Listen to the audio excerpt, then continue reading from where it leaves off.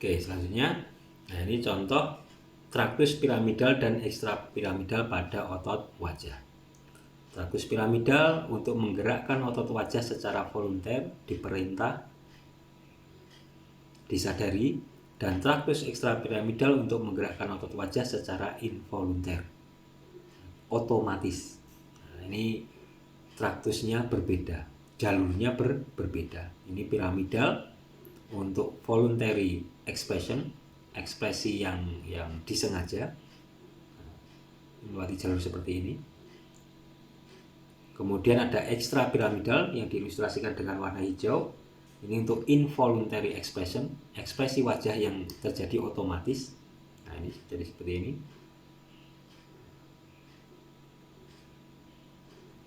Sehingga kontraksi otot wajah ini dapat dibedakan menjadi dua. Ada kontraksi otot wajah yang volunter, disadari, diperintah, dan ada kontraksi otot wajah yang involunter, tidak disadari, tidak diperintah, alias otomatis. Kedua bentuk kontraksi ini melewati jalur yang berbeda.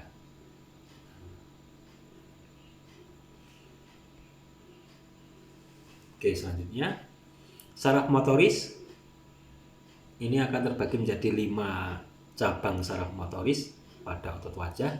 Ada cabang temporal, cabang sigomatik, cabang buccal, cabang marginal mandibular, dan cabang cervical. Kelima cabang ini menginervasi otot-otot wajah yang berbeda-beda. Nah, ini otot-otot wajahnya. Nanti silahkan untuk di browsing seperti apa fungsi-fungsinya.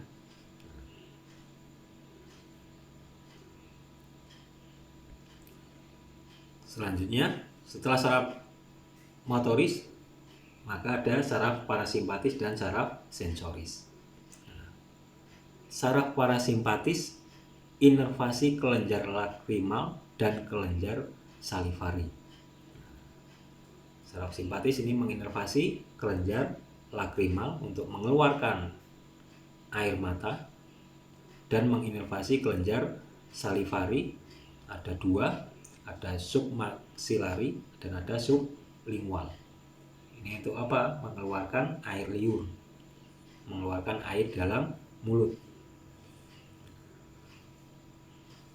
Selanjutnya, kelenjar lakrimal mendapat input dari hipotalamus. Ternyata kelenjar lakrimal ini juga mendapatkan input dari hipotalamus yang berhubungan dengan respon emosional.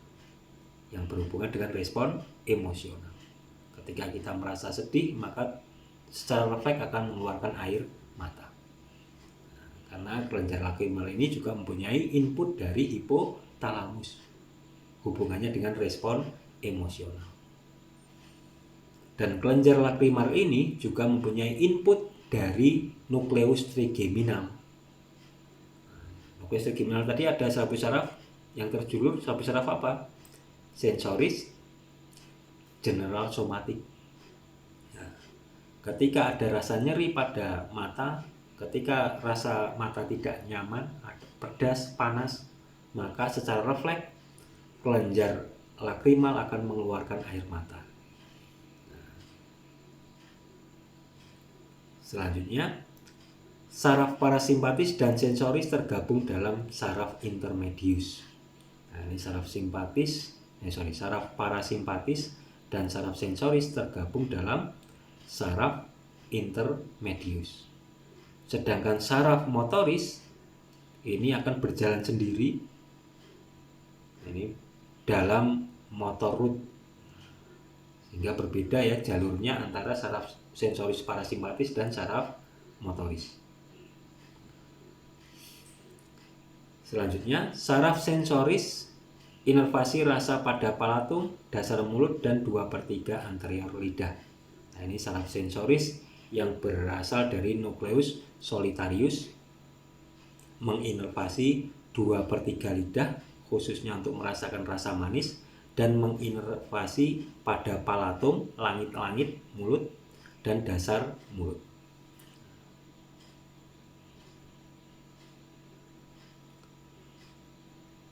Nah, ini selanjutnya supranuklear dan infranuklear lesion. Nah, jadi perbedaannya antara gangguan atau kerusakan pada saraf pusat dan pada saraf tepi yang mengakibatkan kelumpuhan otot wajah. Jadi contohnya facial palsy atau supranuklear lesion, terjadinya kerusakan pada sistem saraf pusat, terjadinya kerusakan pada upper motor neuron, terjadinya kerusakan pada supranuklear di atas nukleus. Ini akan menampilkan tanda gejala kelumpuhan dari otot wajah kontralateral kuadran bawah. Akan menampilkan tanda gejala kelumpuhan dari otot wajah kuadran bawah, kontralateral. Ini dicontohkan kerusakan saraf pusat pada hemisfer kiri. Ini akan menampilkan tanda gejala kelumpuhan sisi wajah bagian kanan kuadran bawah. Kuadran atasnya masih bisa kontraksi, frontalisnya masih bisa kontraksi, pasiennya masih bisa mengangkat alis. Mengapa demikian? Karena pada kuadran atas ini diinervasi bilateral, diinervasi oleh korteks bagian kiri dan korteks bagian kanan. Praktis ketika korteks bagian kiri ini rusak, maka masih ada yang menginervasi bagian kanan. Nah, ini masih bisa menginervasi otot frontalis untuk mengangkat alis misal. Kemudian ada infranuklear lesion, kerusakan pada lower motor neuron, kerusakan di bawah nukleus, infranuklear lesion. Contohnya adalah pada kasus Bell palsy. Ketika terjadi kerusakan pada infranuklear lesion, kerusakan pada saraf tepi, kerusakan pada lower motor neuron, maka tanda gejala yang ditampilkan adalah kelumpuhan dari seluruh kuadran sisi wajah. Salah satu sisi wajah, baik kuadran atas ataupun kuadran bawah, ini sama-sama lumpuh. Sehingga berbeda tanda gejala yang ditampilkan oleh kerusakan pada supranuklear dan kerusakan pada infranuklear. Kalau kerusakan pada supranuklear, maka tanda gejala yang ditampilkan adalah kelumpuhan hanya pada salah satu sisi kuadran bawah saja. Kuadran atasnya masih bisa kontraksi, frontalisnya masih bisa kontraksi, masih bisa mengangkat alis. Mengapa? Karena kuadran atas ini diinervasi bilateral, diinervasi oleh korteks kiri dan korteks kanan. Kalau korteks kirinya rusak, korteks kanan masih bisa menghandle, masih bisa mengkontraksikan kuadran atas di sini. Sedangkan pada infranuklear lesion, kerusakan pada saraf tepi, lower motor neuron, maka tanda gejala yang ditampilkan baik kuadran atas ataupun kuadran bawah, salah satu sisi wajah ini akan lumpuh semua.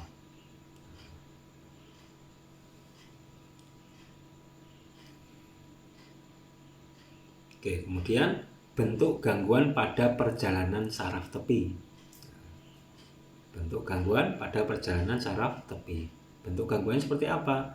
Kalau kerusakannya di A di sini, tanda gejalanya apa?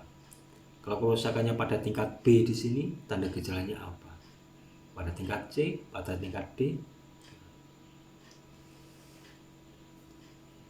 Nah, dikatakan di sini, ketika kerusakannya pada tingkat A, ini akan menampilkan tanda gejala murni kelumpuhan motorik, murni gangguan motorik.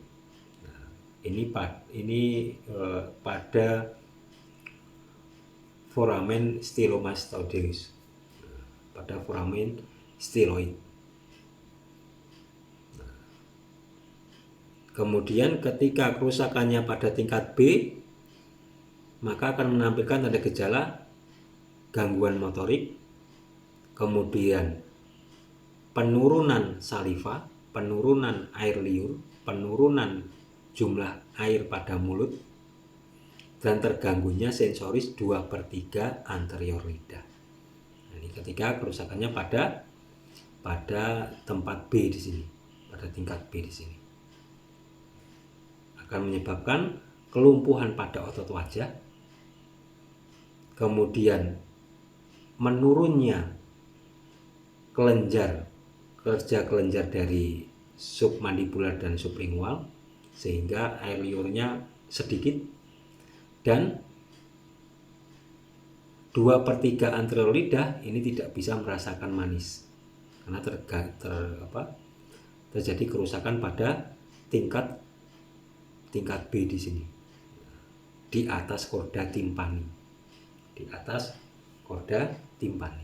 Ini menyebabkan tanda gejala gangguan motorik, kemudian gangguan parasimpatis, yakni menurunnya jumlah air liur, dan gangguan sensoris 2/3 anterior lidah.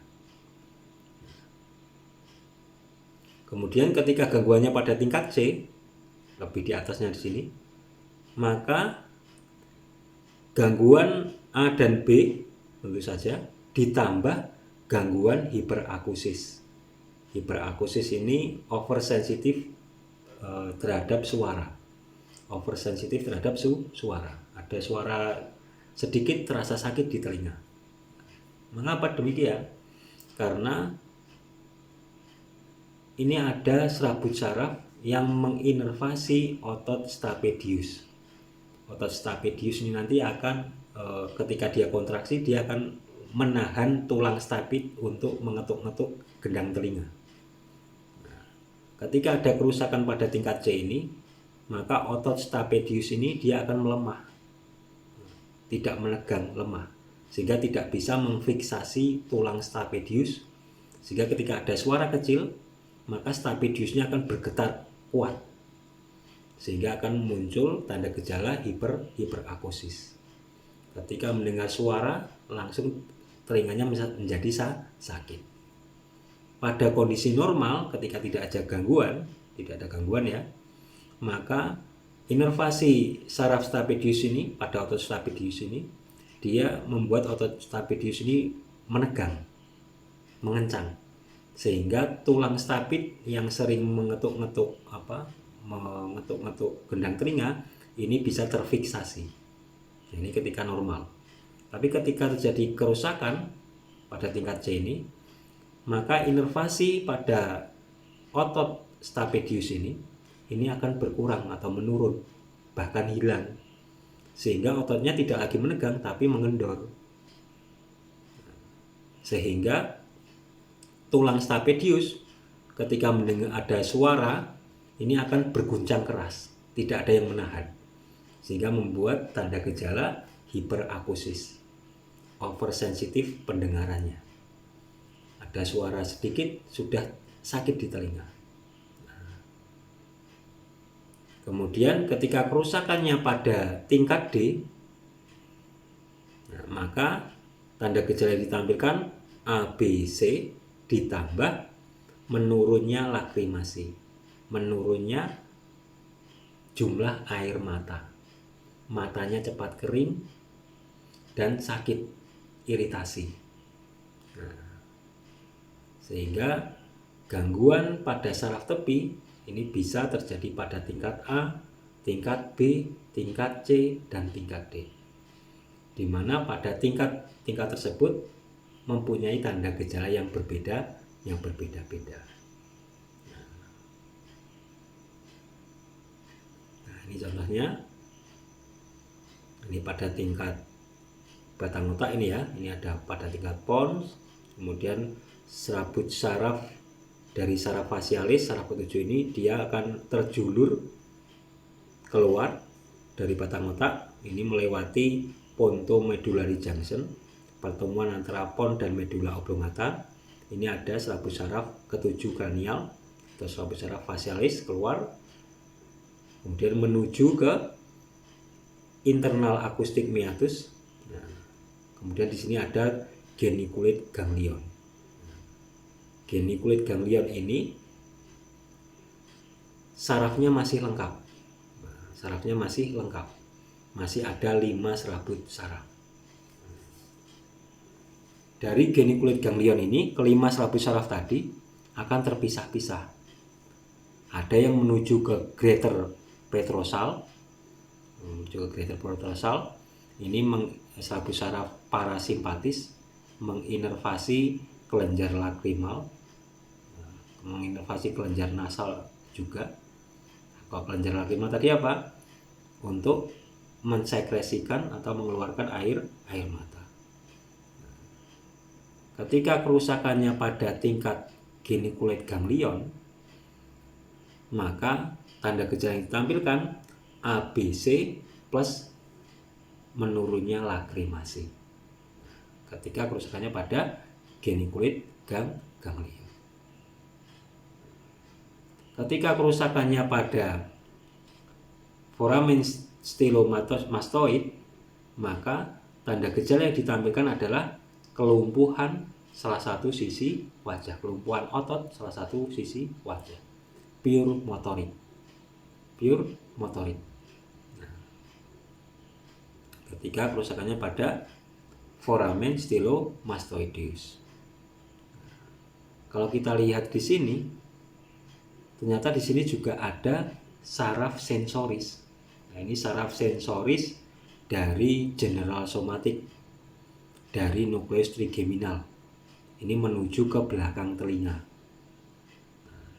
Biasanya kalau saraf ini juga ikut terganggu, maka selain kelumpuhan motorik juga dirasakan nyeri di belakang telinga. Jadi di belakang telinga. Nah, ini contoh dari otot stapedius. Nah, ini kalau kondisi normal dia mengencang seperti ini. Ketika dia mengencang seperti ini, kontraksi kuat seperti ini, maka tulang staped ini dia berhenti mengetuk-ngetuk telinga, mengetuk-ngetuk gendang telinga. Tapi ketika terjadi kerusakan pada geniculate ganglion, maka otot stapedius ini dia akan mengendor, sehingga tidak mampu memfiksasi tulang untuk bergetar mengetuk-ngetuk seperti itu. Sehingga ketika ada suara kecil, maka tulang ini tidak bisa dihentikan untuk mengetuk-ngetuk, sehingga terasa sakit di telinga. Muncul tanda gejala hiperakusis. Itu ketika terjadi gangguan pada geniculate ganglion, terjadi hiperakusis, terjadi penurunan dari air liur, terjadi mati rasa pada 2/3 anterior lidah, terjadi kelumpuhan dari otot-otot wajah, dan terjadi penurunan dari keluarnya air mata ketika gangguannya pada geniculate ganglion. Ada juga gangguan menurunnya kontraksi dari otot stapedius, ada hiperakusis. Sehingga kerusakan pada saraf tepi ini tergantung dari letaknya, letak kerusakannya. Letak kerusakan yang berbeda akan menampilkan tanda gejala yang berbeda-beda. Oke, baik. Materi kita sampai di sini. Saya akhiri. Wassalamualaikum warahmatullahi wabarakatuh.